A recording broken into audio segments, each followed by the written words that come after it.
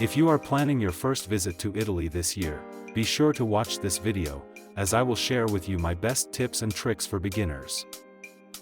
Welcome to my Discovering Italia's Secrets channel. Italy is honestly one of my favorite countries in the world. I will try to give you advice, tips and tricks. What to do and what to avoid to best visit Italy, all aimed specifically at beginners. Let's start with some tips for planning your trip to Italy. The first tip is to expand your itinerary beyond the most popular destinations. With 20 different regions, Italy offers a wide range of wonderful places to visit, some of which you may never have heard of. Over the years, social media and word of mouth have made some destinations extremely popular, such as Rome, Florence, Venice, Pisa, and Cinque Terre. However, there are many other fascinating places nearby, which are definitely worth exploring. Therefore, I recommend you select some of the most popular destinations and also add some day trips or excursions to the surrounding areas, so you can enjoy a blend of hidden gems and famous attractions. As for the best time to visit Italy, avoid the summer months of July and August if possible. During this period, tourist influx is high. Prices are high and the heat can become oppressive. Instead, consider planning your visit in spring or autumn, when the weather conditions are more pleasant. Furthermore, some Italian cities are simply lovely to visit in winter, as they are less crowded and you can enjoy the city in peace, which is rare during summer. Now let's move on to advice on transport and travel in Italy. Initially, I recommend using public transport as much as possible. There is no need to rent a car unless you plan to visit smaller villages or remote areas. Driving in Italy can be very stressful, especially in the narrow streets of small towns. If you decide to rent a car, make sure you opt for a very small model, suitable for the narrow streets of smaller villages and hamlets. Believe me, it can happen that you get stuck. So, first of all, rent the smallest car possible. In some countries, the city center may be closed to traffic. Entering it can cost you a hefty fine. If you are considering using public transport in Italy, there is some important information to keep in mind. First, when traveling by bus, it is important to know that in most cases tickets are not sold on board the bus. Therefore, it is essential to get your ticket in advance. Usually, you can buy tickets at a tobacconist or sometimes even at newsstands. Often, these tickets can also be used for the subway. If there is a chance to get a package of multiple tickets at a discount, it is advisable to take advantage of it as you will probably use them. Another important consideration is train tickets, which you should always purchase in advance. Italian train stations can be very chaotic, so avoid going to the station to buy a ticket. Try to purchase it in advance to eliminate at least one potential stressor and have your ticket ready once you arrive. Also, when you arrive at the station, you may find that the departure platform has not yet been announced. This is especially common in larger cities, where they may not know the platform until the train arrives. In this case, you will see many people in the main lobby waiting for the platform announcement. So if you arrive at the station and the platform hasn't been announced yet, don't worry, it's a normal situation and everyone else is in the same situation. Just wait for the announcement, often also indicated on the monitors with the train number, time and platform, and then go to the indicated platform. Finally, an important detail to keep in mind before boarding the train is the validation of the ticket, especially if it is a paper ticket. Be sure to validate your ticket before boarding the train, using a ticket stamping machine if available. This step is essential because if a controller passes by and the ticket is not validated, the ticket may not be considered valid and you may receive a fine, even if you paid for the ticket. With digital tickets, this process is much simpler and requires no further action on your part. Now let's look at some tips related to culture and etiquette when visiting Italy. First, it is important to keep in mind that Italy is characterized by vast cultural diversity. The look and feel of the country can vary greatly depending on where you are located. In fact, the north and the south of Italy can seem like two completely different worlds in many aspects. Therefore, it is crucial to be aware of this regional diversity and try to overcome stereotypes that you may have seen in popular media. Another important aspect is learning how to say hello and thank you. Fortunately, Italian is a very pleasant language and you have probably heard these words before. To say hello, you can use buongiorno, which you've probably heard before, or buonasera if it's evening. To say thank you, a simple grazie is enough. If you feel particularly grateful, you can use a nice grazie mille or even a big grazie di cuore. By ingratiating yourself, you may hear a response with prego, non c'è di che, di niente, or si figuri. An essential etiquette tip is to cover up when visiting churches. Not only is it a matter of education, but many churches may deny you entry if your shoulders and knees are not covered.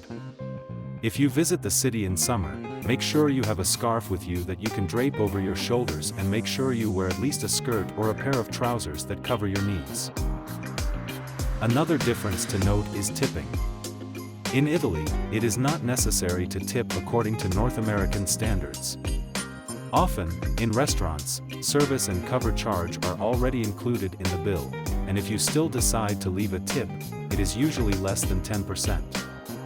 There is no need for exaggerated manners like in North America, and locals don't expect a significant tip, so don't feel obligated.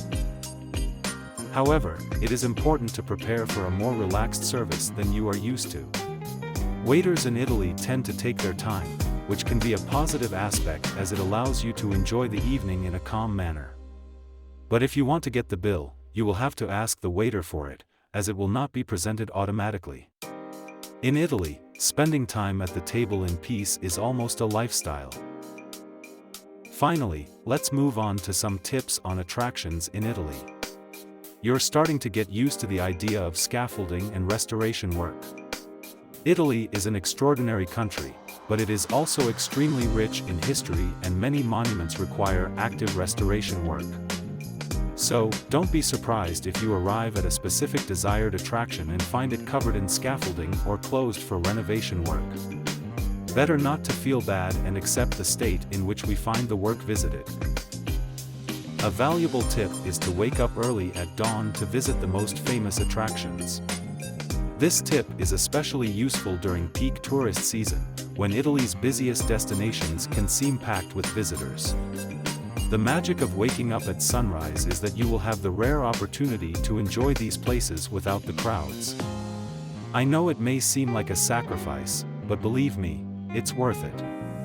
Losing a few hours of sleep will allow you to feel that the city is yours and will give you the chance to fully appreciate it, without the clutter of people. Another important tip is to book tickets in advance for the most popular attractions. Not only will this save you time by avoiding queues and long waits, but in high season it may be the only way to guarantee access to the most popular attractions. You don't want to be the person in the group who forgot to book tickets in advance and cause everyone inconvenience. Here's another clever trick to avoid crowds at Italian attractions: visit a place just before closing. This method worked for me personally, for example, at the Vatican museums. I was able to enjoy the place pretty much on my own simply by arriving an hour before closing. Obviously, an hour might seem like a short time, but it's surprising how effective it can be. Often, if you show up just before closing, you'll find far fewer people than if everyone tries to get to the attractions first thing in the morning. The crowd will often have already left even before closing. Depending on your destination, also consider the option of taking sunrise or off-hours tours. Many of the tourist cities in Italy, such as Rome, are offering special experiences such as sunrise or after-hours tours. These tours allow you to visit attractions before they open to the public or after they close. While they may incur an additional cost, they are experiences extraordinary that are definitely worth it. I had the opportunity to take a sunrise tour in Venice a few years ago, and it was amazing to be able to explore the squares without the hassle of crowds. Truly worth every penny. Finally, If you plan to visit numerous paid attractions during your stay in Italy, be sure to check whether your city offers a tourist card or attraction pass. Often, with these cards, you can pay a fixed price and gain access to most of the city's tourist attractions. It's a great way to save money, especially if you plan to visit many of these attractions. Personally, I used one of these cards in Verona and it allowed me to save significantly and at the same time discover many other hidden gems. Let's now move on to advice when you arrive in Italy. First, watch out for pickpockets. It is important to be aware that pickpocketing is a widespread problem in Italy, especially in tourist cities, where the presence of many tourists offers easy opportunities for thieves. Be especially careful when you are in crowded places, such as train stations or tourist attractions. Also, familiarize yourself with some of the most common scams you may encounter in Italy. Some of the most common scams include friendship bracelets, often found in tourist areas such as Milan's main square. Guys might try to tie a bracelet on your wrist and then ask you to pay for it. Even though they say it's free, it's best to get away as soon as possible, as they can sometimes be very pushy.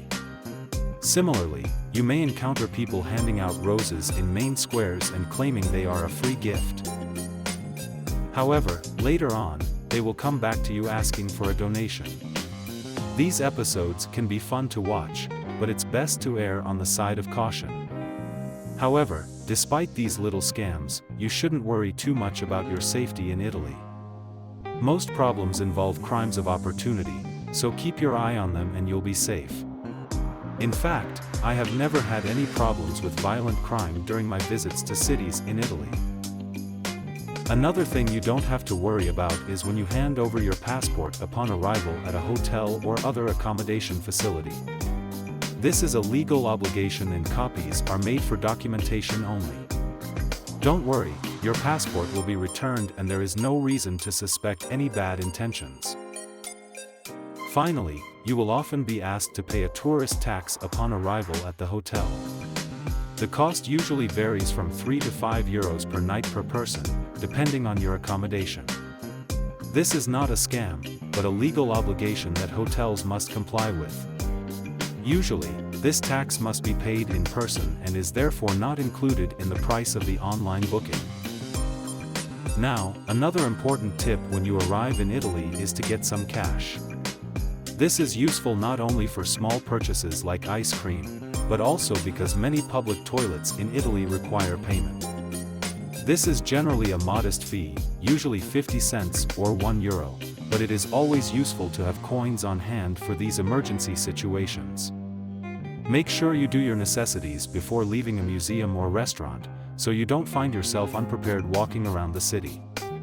It should be noted that public toilets in Italy are not as common as you might think. Another helpful tip for bathrooms is not to worry if you can't find the toilet in the bathroom. The layout can vary depending on the location, but sometimes the flush button is mounted directly on the wall, other times it's a small lever, and other times it's a circular button on the other side of the bathroom wall. In some cases, you may find a pedal on the floor. The layout may be heterogeneous, but before you worry, simply take a look around the bathroom and you will probably find something traceable, which will be the toilet flushing device. Now that we've covered the ins and outs of sanitation, it's time to talk about food and drink in Italy, a key topic when it comes to this country. The first piece of advice is to look for restaurants that offer menus in Italian. If a restaurant has an English menu, it's likely trying to attract more tourists than locals, which could be a red flag. Another worrying sign is if there is someone outside the restaurant aggressively trying to get you in. Usually, this is not a good sign. Also, if the menu has pictures, it is another sign that it may not be an authentic restaurant and may be serving lower quality food at higher prices. A practical tip is to try to dine away from the main tourist attractions. Although there are exceptions, in most cases, restaurants near tourist attractions tend to be more expensive and serve lower quality food. If you travel just a few blocks away from major attractions, you'll often find restaurants that offer better value for money. Always consider this option. Finally, an important food tip is to order the regional specialties of the place where you are. Italy is famous for its regional cuisine, and each region has its own delicacies. Be sure to take advantage of local specialties wherever you are, so you can savor the best that Italian cuisine has to offer.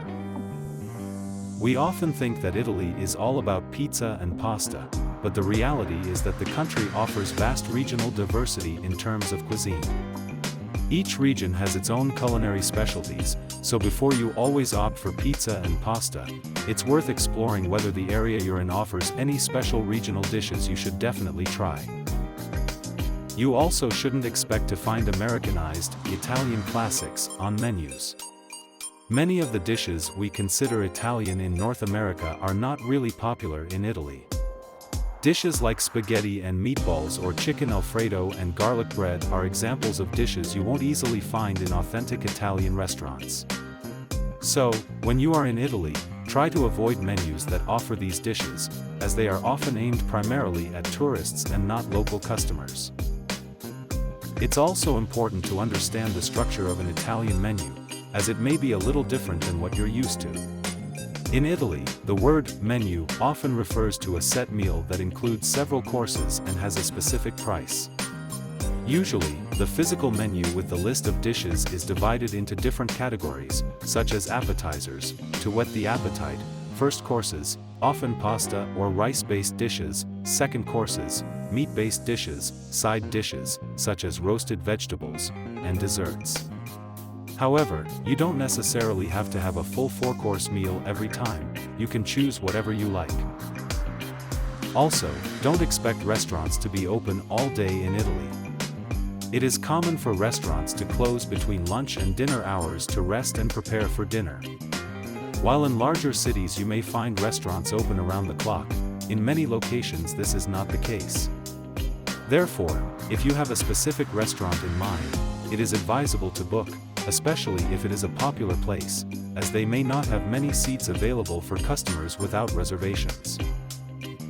Finally, become familiar with Italian coffee culture. Espresso coffee is a very common drink and is often consumed quickly at the bar. Cappuccinos are considered a breakfast drink, so they are rarely ordered after 11 a.m. Also, keep in mind that latte macchiato does not exist in Italy. If you order a latte, you will simply get a cup of milk. Tap water is usually not free in restaurants, so if you want water, you will have to order and pay for it. Finally, try the aperitif, a typical ritual before dinner, where you enjoy drinks and appetizers to whet your appetite before the actual dinner. And when you're looking for ice cream, look for places with high-quality ice cream. Avoid those with ice cream that is too colorful and overloaded with decorations, too puffy and tall. Often, these are signs of poor quality. I hope this list of tips can be useful to you. Put a like, subscribe to the channel, and write in the comments if you have any questions or curiosities. Bye, see you soon.